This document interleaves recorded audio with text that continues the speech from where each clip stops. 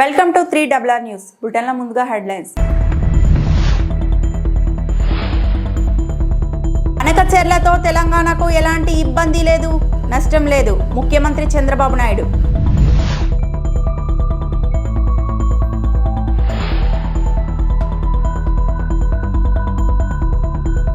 రౌడీలను సమీకరిస్తున్న జగన్, మంత్రి పయ్యావుల.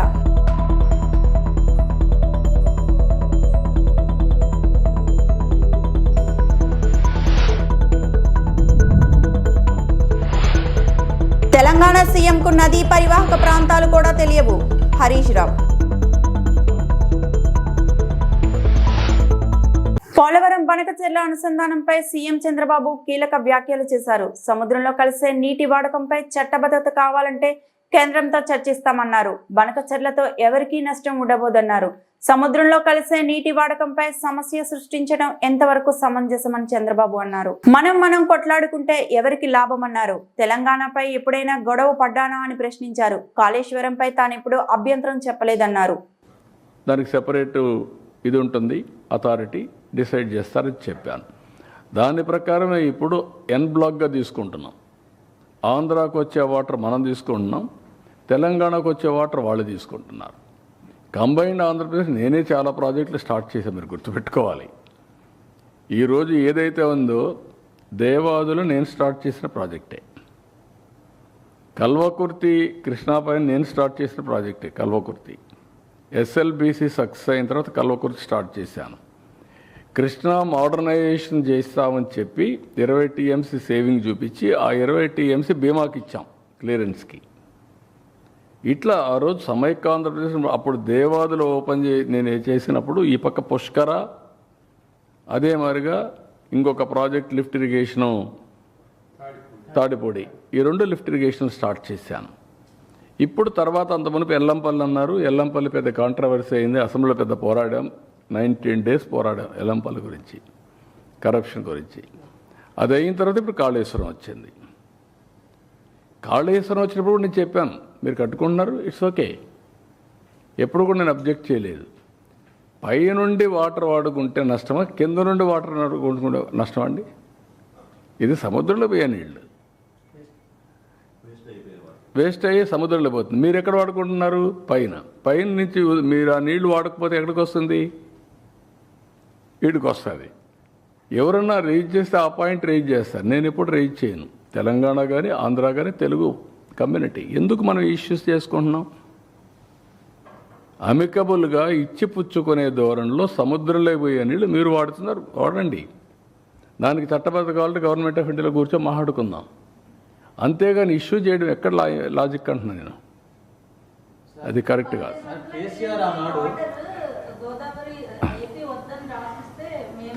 అదేమ్మా, ఎవరెవరు రాసిస్తారు? కరెక్ట్ కాదు. ఆర్గ్యుమెంట్ ఏదైనా చేయొచ్చు, అంటే చట్టం కానీ న్యాయం కానీ అందరికీ సమానంగా ఉంటాయి. మనం కొట్లాడుకుంటూ వచ్చే లాభం. నేను ఎందుకు కొట్లాడలేదు? తెలంగాణ పైన ఎప్పుడైనా గొడవ పడ్డానా? వై? నా థియరీ ఒకటే, గొడవ పడితే ప్రజల్ని మభ్య పెడుతున్నాం మనం. మభ్య పెట్టి మోసం చేయడం వల్ల ఉంటే మభ్య పెట్టడం మనకు లాభం లేదు. ఓకే, ఆంధ్రప్రదేశ్ కోసం హైదరాబాద్ డెవలప్ చేశాను నేను, అందరూ యాక్సెప్ట్ చేస్తున్నారు. రౌడీలను సమీకరించి రాష్ట్రాన్ని భయపెట్టాలని జగన్ అనుకుంటున్నారని మంత్రి పయ్యావుల కేశవ్ అన్నారు. వైసీపీ తిరుగుబాటు ప్రభుత్వంపై కాదు, ప్రజలపై అన్నారు. ఏడాది క్రితం చనిపోయిన వ్యక్తికి ఇప్పుడు పరామర్శలేంటని కేశవ్ ప్రశ్నించారు. రప్ప అంటూ ఎవరిని నరుకుతారని నిలదీశారు. కేవలం జగన్మోహన్ రెడ్డి గారి పర్యటనలన్నీ కూడా రాష్ట్రంలో రౌడీలారా నా వెనక రండి, నేను మీకున్నాను అని ఒక భరోసానిచ్చే కార్యక్రమంతో రాష్ట్రంలో విధ్వంసాన్ని సృష్టించి, అరాచకాన్ని సృష్టించి తన మీద చుడుతున్నటువంటి కేసుల నుంచి దృష్టి మరల్చుకోవడానికి చేస్తున్నటువంటి ప్రయత్నాలే ఈ పర్యటనలు. Thank you.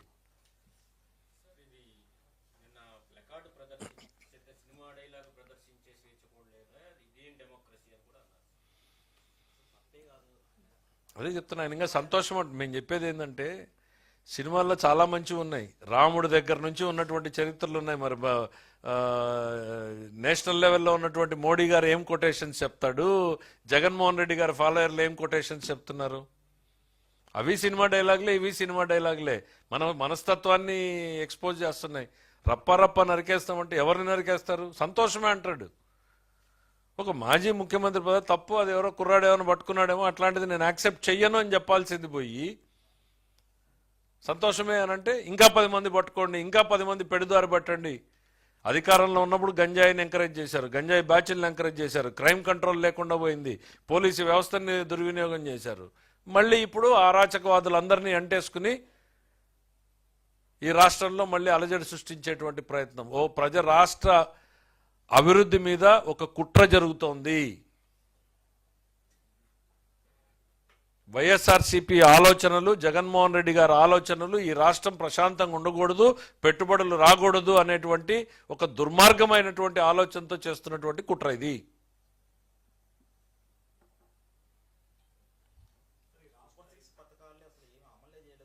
నేను కాదమ్మా, కళ్ళ ముందే చెప్పి మీకు లిస్టే చెప్పేశాం కదా. సూపర్ 6 ఇంకా మేము డేట్లతో ఇప్పుడు 15,000 ఇచ్చింది అబద్ధమా? రోజు ఫోటోలు చూస్తున్నారు కదా, క్యూల్లో ఎట్ట నిలబడుతున్నారు, బ్యాంకులు, పోస్ట్ ఆఫీసులు కిటకిటలాడుతున్నాయి కదా. నువ్వు ఇచ్చిన దానికి డబ్బులు ఇచ్చాం కదా. నువ్వు 5,000 కోట్లు ఇస్తే మేము ఇచ్చేది 10,000 కోట్లు అవుతుంది. ఇప్పుడు 9,600 దాకా మాకు ఇప్పుడు అంచనాలు వచ్చినాయి, ఇంకా పెరగచ్చు. నీకు డబ్బులు ఇచ్చినట్టే కదా సంక్షేమం పథకంలోను. పెన్షన్లు కూడా నువ్వు ఇచ్చిన దానికి డబ్బులు ఇచ్చినట్టే అయిపోయింది కదా. మేము ఏది తీసుకున్నా కూడా నీకన్నా రెట్టింపే చేస్తున్నాం, మీకన్నా ఎక్కువే చేస్తున్నాం సంక్షేమంలో. నీలాగా 5 కోట్లు ఇచ్చి 10 కోట్ల అడ్వర్టైజ్మెంట్ మేము వేసుకోవడంలా. 1,000 కోట్లు ఖర్చు పెట్టినా చాలా మా డ్యూటీ అన్నట్టుగా పేదల సేవలో, మత్స్యకారుల సేవలో అని ఇంటింటికి కాలినడకన పోయి చేస్తున్నాం తప్ప పేపర్లో అడ్వర్టైజ్మెంట్లు వేసుకుని ప్రచారం చేసుకోవడం లేదు. అదే ప్రచారం తక్కువ చేసుకుంటున్నాం మేము. మా డ్యూటీ మేము చేస్తున్నాం, ప్రజల కోసం మేము పనిచేస్తున్నాం అన్నట్టు పోతున్నాం. నువ్వు ఇచ్చినటువంటి కొన్ని పథకాలు అయితే 10 కోట్లు ఇస్తే 10 కోట్ల అడ్వర్టైజ్మెంట్ వేసుకున్నారు మీరు. ఏపీ చేస్తున్న జల దోపిడీని అడ్డుకోవాలని చెబితే రేవంత్ రెడ్డి అబద్ధాలు చెప్తున్నారంటూ తెలంగాణ మాజీ మంత్రి హరీష్ రావు ఆగ్రహం వ్యక్తం చేశారు. రేవంత్ రెడ్డికి నది బేసిన్లు కూడా తెలియవంటూ విమర్శించారు. గోదావరి, కృష్ణా బేసిన్లలో అధిక వాటా కావాలని డిమాండ్ చేయాల్సిన సీఎం. ఇదే విధంగా సీఎం మాట్లాడితే బ్రజేష్ కుమార్ ట్రిబ్యునల్ ముందు మన వాదనలు వీగిపోతాయంటూ హరీష్ రావు ఆందోళన వ్యక్తం చేశారు. కాంగ్రెస్, బీజేపీ ఒక్కటే, బీఆర్ఎస్ ను ఇబ్బంది పెట్టాలని చూస్తున్నారని హరీష్ ఆరోపించారు. 1950 టీఎంసీల నీళ్లు ఇవి మాకు ఇవ్వాలి అని కేంద్ర జలవనరుల శాఖకు ఆనాడు కేసీఆర్ గారు రాసిండ్రు. ఇప్పుడు మనకు వస్తున్న 968 కాక మరో 1950 లెక్క అని కేసీఆర్ చెప్పిండు. రేవంత్ రెడ్డి ఏమంటుండే 1000 ఇచ్చి మొత్తం తీసుకో. కేసీఆర్ చెప్పింది ఏంది 1950 ప్లస్ 968 మా లెక్క అని చెప్పిండు కేసీఆర్. మరి రేవంత్ రెడ్డిని ఇప్పుడు ఎవరు అప్పచెప్తున్నట్టు? బనకచెర్లకు ఎవరు ఈరోజు దాసోహం అవుతున్నారు? ఒకవైపు ట్రిబ్యునల్ ముందు 763 టీఎంసీలు మాకు రావాలని తెలంగాణ న్యాయవాదులు, తెలంగాణ ఇరిగేషన్ డిపార్ట్మెంట్ ట్రిబ్యునల్ ముందు వాదిస్తుంటే ఈ రాష్ట్ర ముఖ్యమంత్రి 500 చాలని బట్టే. మరి ట్రిబ్యునల్ ముందు మన వాదనలు వెయ్యిపోవా? అడ్వకేట్లు, తెలంగాణ ఇంజనీర్లు 763 అంటే ముఖ్యమంత్రి 1000 కావాలని మాట్లాడాలి, ఈయననే 500 చాలంటాడు. ఇరాన్ ఇజ్రాయెల్ యుద్ధం నేపథ్యంలో భారత ప్రభుత్వం అప్రమత్తమైంది. ఇరాన్లోని భారతీయులను స్వదేశానికి తీసుకొచ్చే చర్యలు ప్రారంభించింది. ఆర్మేనియా నుండి 110 మంది విద్యార్థులతో ప్రత్యేక విమానం భారత్కు బయలుదేరింది. వీరిలో 90 మంది జమ్మూ కాశ్మీర్లు చెందిన విద్యార్థులు. ఇరాన్లో ప్రస్తుత పరిస్థితుల నేపథ్యంలో ఇప్పటికే ఆ దేశంలో ఉన్న భారతీయులను సురక్షిత ప్రాంతాలకు ఇండియా ఎంబసీ తరలించింది. విశాఖ నగర ఖ్యాతి యోగా దినోత్సవంలో ప్రపంచానికి తెలుస్తుందని ఎంపీ శ్రీభరత్ అన్నారు. ఈ నెల 21న విశాఖలో జరగనున్న అంతర్జాతీయ యోగా దినోత్సవంలో భాగంగా గాజువాక క్లబ్ ఆడిటోరియంలో విస్తృత స్థాయి సమావేశం నిర్వహించారు. ఈ సందర్భంగా ఎంపీ మాట్లాడుతూ ప్రధాని నరేంద్ర మోడీ పాల్గొంటున్న ఈ కార్యక్రమాన్ని కూటమి ప్రభుత్వం ప్రతిష్టాత్మకంగా తీసుకుంది అని పేర్కొన్నారు. యోగాపై ప్రజల్లో చైతన్యం పెరిగిందని, ఆ దిశగా ప్రచారం కూడా ఊపందుకుందని చెప్పారు. ఈ వేడుక ప్రపంచ చరిత్రలో సువర్ణ అధ్యాయంగా నిలుస్తుందన్నారు. దేశమంతా ఆ రోజు విశాఖ వైపే చూసేలా ఏర్పాటు జరుగుతున్నాయని తెలిపారు. ముఖ్యమంత్రి చంద్రబాబు సూచనలతో అధికార యంత్రాంగం ఏర్పాట్లలో నిమగ్నమైందన్నారు. రిజిస్ట్రేషన్ విషయమై ఎలాంటి ఇబ్బంది లేకుండా అన్ని చర్యలు తీసుకున్నామని తెలిపారు. ఈ సమావేశంలో Tanuku MLA Radhakrishna, deputy mayor Dalli Govind Reddy, DCCB chairman Kona Tatarao, సమన్వయకర్త ప్రసాదుల శ్రీనివాస్, కూటమి కార్పొరేటర్లు, జీవీఎంసీ అధికారులు పాల్గొన్నారు. మీ అందరికీ మీడియా మిత్రులకు తెలుసు, ప్రధానమంత్రి గారు, ముఖ్యమంత్రి గారి ఆధ్వర్యంలో ఒక ప్రపంచ స్థాయి రికార్డు సాధించాలనే ఒక సంకల్పంతో ఇవాళ మీ అందరం పనిచేస్తున్నాము. గత నెలగా ఈ ఎంటైర్ ఉత్తరాంధ్ర ప్రాంతంలో చాలా మందికి ట్రైనింగ్లు నడపడము, అన్ని వర్గాలకు చెందిన వాళ్ళు అంటే ట్రైబల్ స్టూడెంట్స్, సీనియర్ సిటిజన్స్, వేద పండితులు అందరూ యోగా చేస్తున్నారు. అండ్ రేపు మనకి ఎల్లుండి జరగబోయే ఈవెంట్లో బీచ్ రోడ్లో ఇంచుమించు ఒక 150 కంపార్ట్మెంట్లు, మిగతా అడిషనల్ లొకేషన్స్ బీచ్ రోడ్కి ఆనుకుని ఇంకో 150 కంపార్ట్మెంట్స్, ఎక్కడన్నా మనకి పెద్ద గ్రౌండ్స్ దొరికితే అక్కడ ఒక 20-30 కంపార్ట్మెంట్స్, అన్ని కలిపి 326 కంపార్ట్మెంట్స్ పెడుతున్నాము. వాళ్ళల్లో ఏంటంటే మినిమం ఒక 3,50,000 మంది ఒకటేసారి యోగా చేసి Guinness book of world records లో మనం ఎంటర్ అవబోతున్నాం అనేది మనందరి టార్గెట్. ఇప్పుడు ప్రభుత్వము అండ్ పొలిటికల్ లీడర్షిప్ అంతా కలిసి చాలా పకడ్బందీగా ఆర్గనైజ్ చేస్తున్నారండి. బహుశా ఆంధ్రప్రదేశ్లో ఇంత పెద్ద ఈవెంట్ ఆర్గనైజ్ చేయడం ఎప్పుడు జరుగుండదు. ఎందుకంటే it is not number of people, వాళ్ళందరూ వచ్చి యోగా అక్కడ చేసి టైంకి చేయాలి. మళ్ళీ ఒక పబ్లిక్ మీటింగ్ ఏంటంటే 5 PM అంటే 6 PMకి వచ్చినా పర్వాలేదు. ఇక్కడ యోగా 7కి స్టార్ట్ అవుతుందంటే 7 షార్ప్, 7:45కి అయిపోతే ఇంకా అయిపోయినట్టు, దాని తర్వాత ఇంకా రికార్డింగ్ లేదు. మీడియా మిత్రుల ద్వారా కోరేది ఏంటంటే మీరు ప్రజలందరికీ తీసుకెళ్లాల్సిన మెసేజ్, అందరూ ఆహ్వానితులు. మిమ్మల్ని ఆహ్వానించేది ఏదో రికార్డు కోసమే కాదు, మీ ఆరోగ్యం కోసం. వాళ్ళ సమాజంలో అనేక ఆరోగ్య సమస్యలు వస్తున్నాయి. బాడీ పెయిన్స్ అని, డైజెషన్ ఇష్యూస్ అని, నిద్ర సరిగ్గా పట్టుకోవడం, కాన్సన్ట్రేషన్ లేకపోవడం, మానసికంగా అందరు ఇబ్బంది పడటము, ఇవన్నిటికీ యోగా ఒక గొప్ప సొల్యూషన్. దాంట్లో ఆసనాలు, ప్రాణాయామాలు కానీ రోజు మనం చేయగలిగితే, నేను కూడా ఎర్లీ మార్నింగ్ లెగ్సే రకం కాదండి, ఆనెస్ట్గా చెప్తున్నా. నేను గత వారంగా యోగా పొద్దున్న చేస్తుంటే 6 గంటల లెగ్స్లో నాకు టైర్డ్ అనిపించట్లే. నెక్స్ట్ డే మళ్ళీ ఇంకెక్కడ చేయాలి అనే ఒక ఆలోచన వస్తుంది. సో నాకు కూడా హ్యాపీగా ఉంది. పర్సనల్గా నేను బెనిఫిట్ అవుతున్నాను, మీరు కూడా అందరు బెనిఫిట్ అవ్వాలని కోరుతున్నాము. రాజవాక్ నియోజకవర్గంలో పల్లా శ్రీనివాస్ గారు, ఆయన ఫాదర్ సింహాచలం గారు చనిపోవడం వల్ల కొంత ఈ యాక్టివిటీస్లో డైరెక్ట్గా ఇన్వాల్వ్ అవ్వలేకపోతున్నారు, కానీ ఇండైరెక్ట్గా అంత గైడ్ చేస్తున్నారు. మా అబ్జర్వర్స్ ఇక్కడ రాధాకృష్ణ గారు, ప్రభాకర్ గారు ఉన్నారు. ఇతర పార్టీ నాయకులు, జనసేన, బీజేపీ నుంచి ఆల్రెడీ ఇక్కడ సీనియర్ నాయకులు ఉన్నారు. కాబట్టి వాళ్ళందరూ కలిపి సక్సెస్ చేస్తారని మేము చాలా బలంగా కోరుతున్నాము. మీ ద్వారా కోరేది ఏంటి అంటే, మీ ఈ నెక్స్ట్ 2 days మీరు మిగతా ఫోకస్ అంతా తగ్గించుకుని యోగా మీద మీరు దృష్టి పెట్టండి. ఈ ఈవెంట్లో మాక్సిమం పార్టిసిపేషన్ అయ్యేటట్టు మీరు జనాల్ని మీరు ప్రోత్సహించాలని కోరుకుంటున్నాను. భూ ఆక్రమణ పేరుతో నిర్మాణాన్ని తొలగించాలని రెవెన్యూ అధికారులు చేసిన ప్రయత్నం బెడిసికొట్టింది. ఇంటి యజమానురాలతో పాటు స్థానికులు కూడా అధికారుల తీరుపై మండిపడ్డారు. వివరాల్లోకి వెళ్తే జీవీఎంసీ 74వ ward Dayal Nagar quarry road survey number 64/1లో అడారి భవానీకి చెందిన పూరి గుడిసె ఉండేది. ఆ పూరి గుడిసెకి 2014 నుండి ఇంటి పన్ను, కరెంట్ మీటర్, కొళాయి పన్ను ఉన్నాయి. దానికి 2018లో అప్పటి చంద్రబాబు ప్రభుత్వం 2096 జీవోలో ఇచ్చిన పట్టా కూడా ఉంది. అయితే సదరు వ్యక్తి గుడిసె స్థానంలో ఇటీవల రేకుల షెడ్ నిర్మాణం చేసుకుంది. దీనిపై పెదగంట్యాడ రెవెన్యూ అధికారులకు తప్పుడు సమాచారం ఇచ్చి తమ ఇంటిని కూల్చేయాలని చూస్తున్నారని భవానీ ఆరోపించారు. దీనిపై కోర్టు ఆర్డర్ ఉన్నప్పటికీ నిర్మాణం కూల్చివేతకు రావడంపై మండిపడ్డారు. పేదవాళ్ళ ఇళ్లపై ఇలా చేయడం కరెక్ట్ కాదని దళిత నాయకుడు గంట్యాడ గోవిందరాజ్ పేర్కొన్నారు.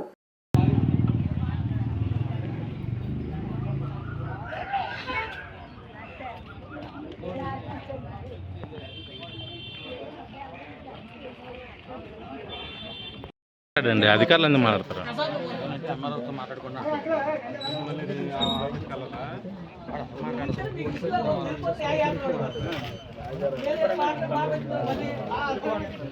మా అబ్బాయి వెళ్తే నేనే చంపేసి అక్కడికి ఇప్పేస్తాను. నువ్వు రౌడీ చేస్తున్నావు, చేస్తున్నావు, అలా చేస్తున్నావు, నేను ఎప్పటికైనా చంపేసి అక్కడ చెప్పేసి మీ అమ్మ మీ నాన్న వచ్చినా సరే నేను ఎలా సైలెంట్ కొంటాను, కానీ మీ అమ్మ నాన్న ఏం చేయలేదు. మమ్మల్ని 3 లక్షలు అడిగితే మేము ఎక్కడ ఇవ్వగలండి. మన ఈఆర్ఓ వచ్చి ఆడారి భవన్ అంటే లేదు, అక్కడ ఛాన్స్ లేదు. ఇంకా అక్కడ బాగా నోటెడ్ అయిపోయింది. సచివాలయం ఎన్నిసార్లు వెళ్ళినా సరే ఆడారి భవన్ అక్కడ జాయిన్ వద్దు, నా కొడుకుని చంపేస్తానని ఎందుకన్నారు అతను? అది అబ్బాయి చంపేస్తాడండి, వంశరెడ్డి చంపేసి గొయ్యి తెప్పించాడండి. అంటే అతను కోట్లేసి వెనకాల తిరిగాం కదా, అందుకు. నేను 2014లో పాప డెలివరీ అయింది. డెలివరీ అయితే పాములో ఇచ్చి ఇల్లు కూడా పడిపోయి గడ్డ నీరు అంతా వచ్చేస్తుందని నేను వేయించలేక కట్టుకోవడానికి కూడా స్థితిలో కమరీలు వేయించుకోవడం ఈ రోజు అదే గోళ్ళ మీద నేను రేకులు వేసుకుందే అధికారులు వచ్చి నన్ను చాలా ఇబ్బంది పెడుతున్నారు. వారం రోజులు బట్టి రాత్రులు పొగలు కూడా తిండి తిప్పలు లేకుండా ఎంఆర్ ఆఫీస్కి వెళ్తే ఎంఆర్ ఆఫీస్ ఆవిడ కూడా పట్టించుకోలేదు. వెళ్ళాం కూడా అలా 10 మంది. ఇక పక్క ఆవిడ కూడా వచ్చింది. వాళ్ళ ఆయనకి ఆరోగ్యం పోలే, పక్క వాళ్ళు తోడు పెడిసి కూడా వచ్చింది. వెళ్ళాం. ఇప్పుడు ఈ రోజు రాలేదంటున్నారు. ఈ రోజు రాత్రులు పొగలు అనుకుని మమ్మల్ని తిండి తిప్పలు లేకుండా ఏడిపిస్తున్నారు. చంద్రబాబు నాయుడు ఇచ్చిన పట్టా ఉంది నా దగ్గర, కరెంట్ బిల్ ఉంది, ఇంటి పట్టా ఇంటి పన్ను ఉంది, వాటర్ బిల్లు కడుతున్నాను. బిల్లు ఎందుకు కట్టించుకుంటున్నారు గవర్నమెంట్ అయితే? చెప్పండి ఒకసారి. నన్నే ఎందుకు ఇంత ఇబ్బంది పెడుతున్నారు? ఇప్పుడు ఈ ఇల్లు ఎంఆర్ఓ తప్పుడు రిపోర్టు వీఆర్ఓ ఇచ్చారు. ఏమనంటే ఇక్కడ రేకుల షెడ్ కట్టింది పాత 2015లో కట్టిందే పూరిల్లు. అది పూరిల్లు పడిపోయి శిథిలావస్థకు వచ్చేయడంతో రేకులు తీసి వేసుకోవడం జరిగింది. దీని హిస్టరీ ఏంటంటే 2015లోనే హైకోర్టును ఆశ్రయించడం జరిగింది. హైకోర్టు వారు 2022లో ఒక ఆర్డర్ ఇచ్చారు. ఏమంటే లాన్ ఫాలో అవ్వమన్నారు. వాళ్ళ సైట్లో ఉంటే మీరు ఎవరు ఎంటర్ అవ్వద్దు, వాళ్ళ ఇంటి పనులు కరెంట్ బిల్లు పట్టాలన్నీ చూపెడుతున్నారు, అది తప్పని మీరు నిరూపించలేకపోతున్నారు, అందుకు ఆ ఇంటి దగ్గర మీరు వెళ్ళొద్దని క్లియర్ కట్గా ఒక ఆర్డర్ ఉంది ఎంఆర్ఓకి జీవీఎంసీకి. ఆర్డర్ ఉన్నా సరే ఎటువంటి నోటీసు ఇవ్వకుండా ఇచ్చేసామని చెప్తున్నారు.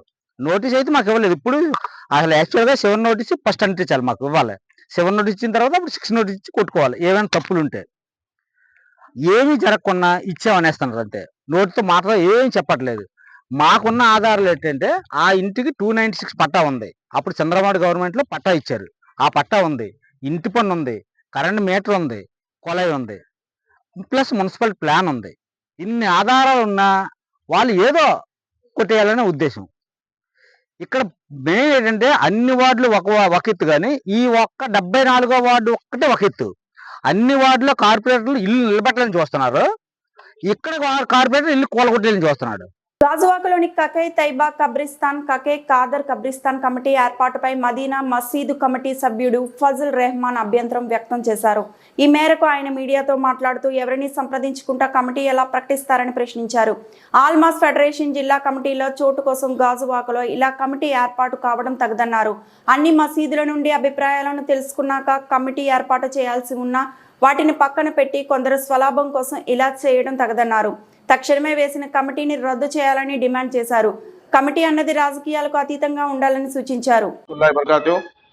मेरा नाम फजलुर रहमान गाजुवाका से ఈరోజు ఈ ప్రెస్ మీట్ పెట్టడానికి కారణం ఏంటంటే మన 100 ఫీట్ రోడ్లోని కాకే తైబా అని కబ్రస్థాన్ ఉంది.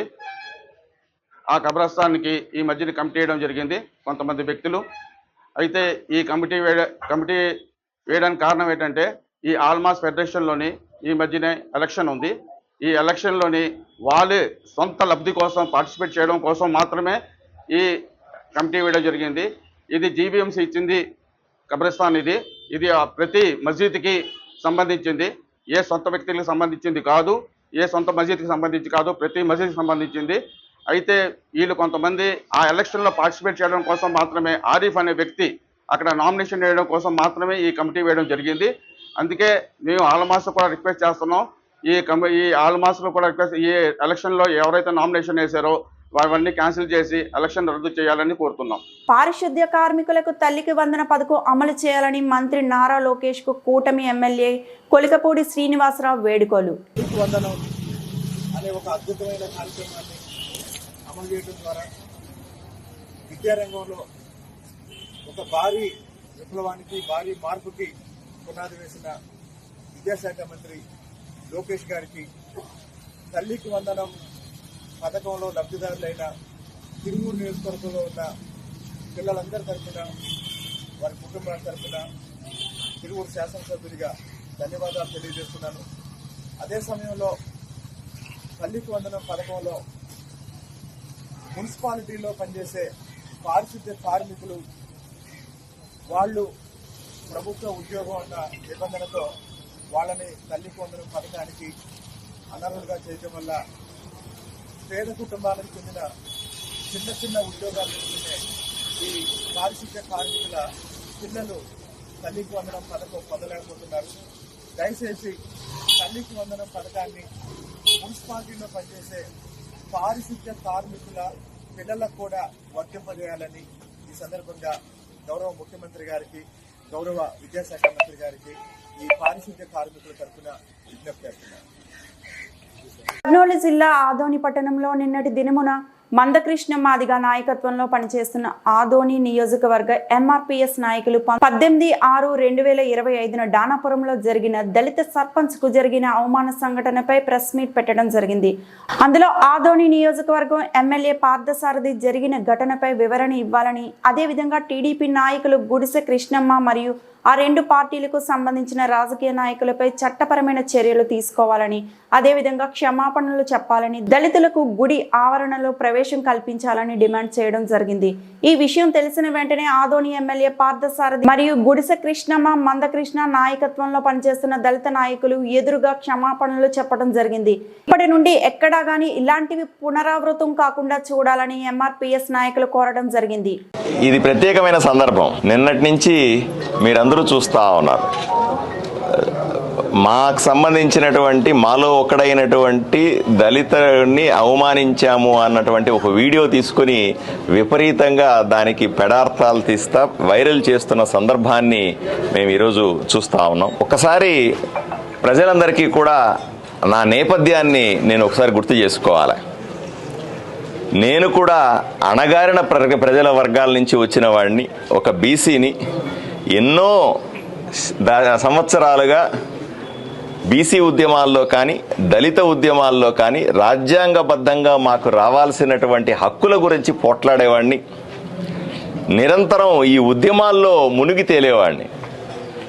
ఎంఆర్పీఎస్ ఉద్యమంలో కూడా 10-15 సంవత్సరాలుగా నేను అసోసియేట్ అయి ఉన్నా. నేరుగా నేను ఎప్పుడు కూడా ఈ కండువా వేసుకోవడానికి మొహమాట పడలేదు, ఈ ఉద్యమంలో పాల్గొనడానికి జంకలేదు. జేఎంబీఎం ఉద్యమంలో కూడా ఎన్నో రకాల దళితులకు సంబంధించిన సమస్యల మీద నిరంతరం అసెంబ్లీలో గళమెత్తడమైన, ఎక్కడ అవకాశం దొరికితే అక్కడ వీళ్ళ పక్షాన, మా అందరి పక్షాన నిలబడడానికి ఏ రోజు కూడా వెనుకాడిన వ్యక్తిని. మహిళల రక్షణ, వారి హక్కుల పరిరక్షణ కోసం మహిళా కమిషనర్ కృషి చేస్తుందని, మహిళల రక్షణ కోసం 24 గంటలు హెల్ప్ లైన్ మెయిల్ ద్వారా ఫిర్యాదు చేసుకోవచ్చు అని జాతీయ మహిళా కమిషన్ సభ్యురాలు అర్చనా మంజుదారి తెలిపారు. గురువారం స్థానిక కలెక్టరేట్లోని సమావేశ మందిరం నందు ఏర్పాటు చేసిన రాష్ట్రీయ మహిళా ఆయోగ్ ఆప్కే ద్వార్ మహిళా జన్ సున్వే అనే కార్యక్రమానికి ముఖ్య అతిథిగా విచ్చేసిన జాతీయ మహిళా కమిషన్ సభ్యురాలు డి అర్చనా మంజుదార్తో కలిసి పాల్గొన్న జిల్లా collector doctor S Venkateshwar, SP Harshavardhan Raju ఈ సందర్భంగా జాతీయ మహిళా కమిషన్ సభ్యురాలు మహిళల భద్రత, వారి హక్కులను కాపాడటం గురించి మాట్లాడుతూ మహిళల రక్షణ, వారి హక్కుల పరిరక్షణ కోసం మహిళా కమిషన్ కృషి చేస్తుందని, మహిళా రక్షణ కోసం 24 గంటలు మహిళా కమిషన్ అందుబాటులో ఉంటుందని తెలిపారు. బాధితులు ఏ సమయంలోనైనా తమకు ఫిర్యాదు చేయవచ్చునని, తక్షణ చర్యలు తీసుకుంటామని అన్నారు. తమ సమస్యలను హెల్ప్ లైన్ మెయిల్ ద్వారా ఫిర్యాదు చేయవచ్చు అని అన్నారు. జిల్లాలో మహిళలకు సంబంధించిన కేసును పరిష్కరించడానికి ఈరోజు సమావేశం నిర్వహించడం జరిగిందని తెలిపారు. వరకట్నం, సైబర్ నేరాలు, లైంగిక నేరాలు, ఆర్థిక సమస్యలు వంటి సమస్యలను పరిష్కరించేలా కృషి చేస్తానని తెలిపారు. రాష్ట్రంలోనే మహిళలకు సంబంధించిన చాలా కేసులు పెండింగ్లో ఉన్నాయని, త్వరితగతిన వాటిపైన కూడా యాక్షన్ తీసుకుని తొందరగా పరిష్కారం చూపుతామని తెలిపారు. తిరుపతి జిల్లాకు సంబంధించి చాలా కేసులు వచ్చాయని, వాటిని కూడా వెంటనే పరిష్కరిస్తామని అన్నారు. అందరికీ నమస్కారం. ఈరోజు మనకి తిరుపతి జిల్లాలో National Commission for Women member doctor Archana Majumdar గారు అండ్ వాళ్ళ ఎంటైర్ టీమ్ వచ్చున్నారు. ఇవాళ మొత్తం 8 డిస్ట్రిక్ట్స్ తాలూకా గ్రీవెన్సెస్ని ఇక్కడ ఈరోజు జన్ సున్వాయిలో భాగంగా తిరుపతి కలెక్టరేట్లో పెట్టడం జరిగింది. చాలామంది అంటే ఏదైతే కంప్లైంట్స్ ఇచ్చారో వాళ్ళందరూ కూడా ఇక్కడికి రావడం జరిగింది.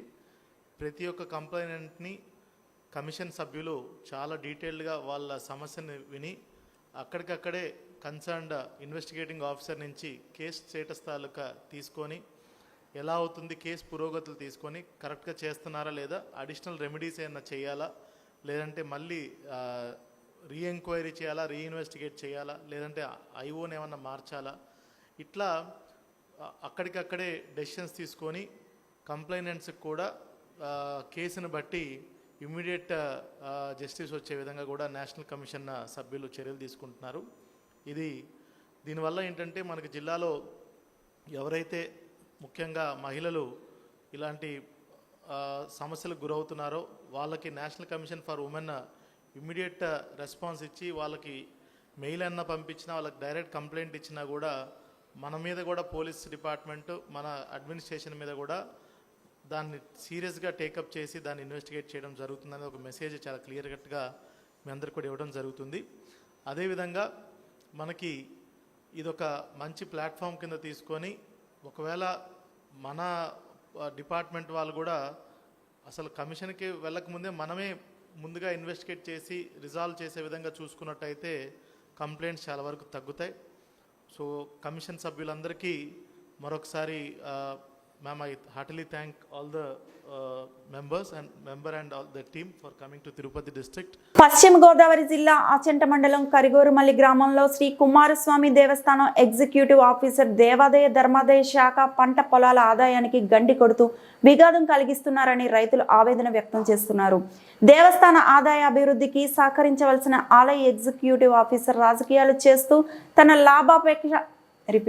తాను లాభాపేక్ష ఆకాంక్షతోటే ఇలా చేస్తున్నారని కరిగోరుమిల్లి రైతులు ఆందోళన వ్యక్తం చేస్తున్నారు.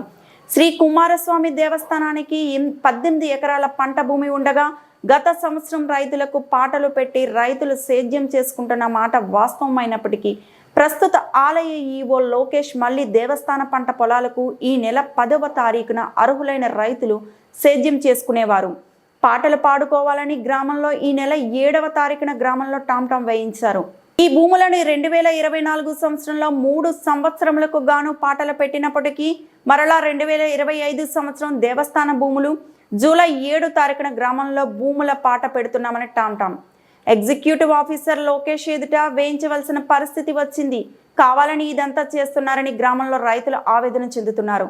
10వ తేదీన భూముల పాటకు రైతులు సాల్విన్ సర్టిఫికెట్లు తీసుకొని దేవస్థానం వద్దకు రాగా ఈ రోజు పాటలు నిర్వహించడం లేదని చెప్పడంతో రైతులు ఆగ్రహించి ఈవో లోకేష్ ను గ్రామ రైతులు నిలదీయగా తప్పకుండా జూన్ 18వ తేదీ నాడు కంపల్సరీ పాట నిర్వహిస్తామని సభాముఖంగా రాసి ఇచ్చారు. దాంతో రైతులు శాంతించి వెనుదిరిగారు. మళ్ళీ జూన్ 18వ తేదీన మరొకసారి రైతులందరూ పంట పొలాల పాట కోసం దేవస్థానం వద్దకు రాగా ఎగ్జిక్యూటివ్ ఆఫీసర్ జాడలేదు. పైగా అతని ఫోన్ కూడా స్విచ్ ఆఫ్ చేయడంతో రైతులు ఆగ్రహాన్ని వ్యక్తం చేశారు. గ్రామంలో ఉన్నది గత దానికి సుమారుగా 18 ఎకర్లో వరి వ్యవసాయం ఉంది. దాన్ని ఇప్పుడు కూడా పాట పెట్టడం ద్వారా పాటలు పెట్టి దాని ద్వారా రైతులు పాడుకుని ఆ దేవస్థానానికి శుద్ధి కట్టడం జరుగుతుంది. గత 3 సంవత్సరాల క్రితం పాట పెట్టడం జరిగింది.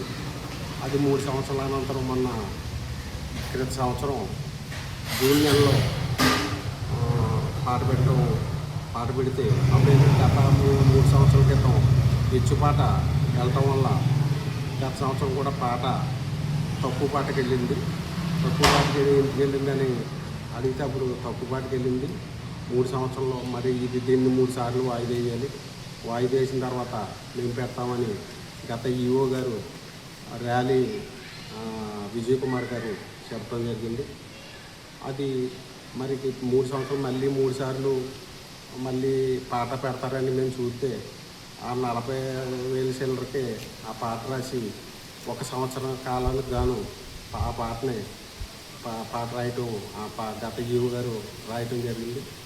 అది 1 సంవత్సర కాలం అవ్వింది కాబట్టి మొన్న 7వ తారీఖుని టౌన్ వేయించి పాట పెడతామని మనం ఇప్పుడు ఉన్న ప్రస్తుత ఈవో గారు గుమ్మలూరి లోకేశ్వరరావు గారు పాటని పెడతామని అనౌన్స్మెంట్ చేశారు.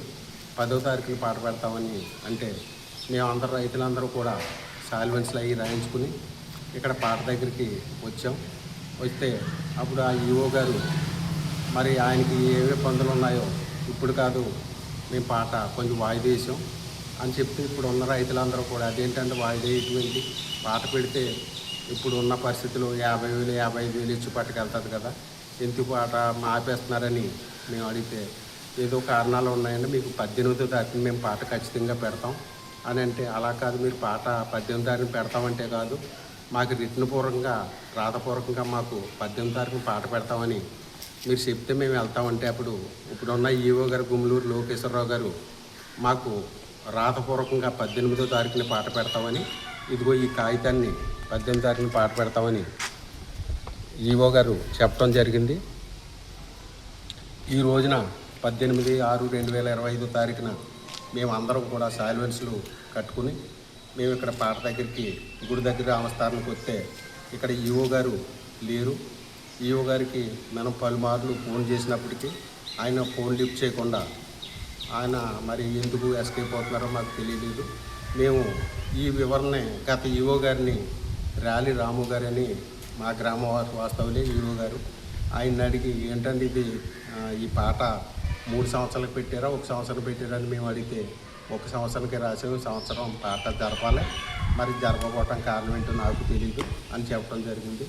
మా ఉద్దేశం ఏంటంటే మా రైతులందరూ కూడా మా దేవస్థానం మేమేదో మా స్వలాభం కోసం మేము చేసుకుందామని కాదు, దేవస్థానానికి ఆదాయం రావాలనే ఉద్దేశం ఎక్కువ రావాలనే ఉద్దేశంతో తప్ప మాకు సొంతంగా మేమేదో ఈ దేవాలయం పొలం వల్ల మేము దీన్ని ఏదో సంపాదించుకుందామని కాదు. ఇప్పుడున్న పరిస్థితుల్లో ధాన్యం రేట్లు ఇవన్నీ పెరిగిన పరిస్థితుల్లో 50,000 సుమారుగా పాట జరుగుతుంది. మేము అందరం 50,000 సుమారుగా పాట పాడుకుంటాకే మేము ఇక్కడ వస్తడం జరిగింది.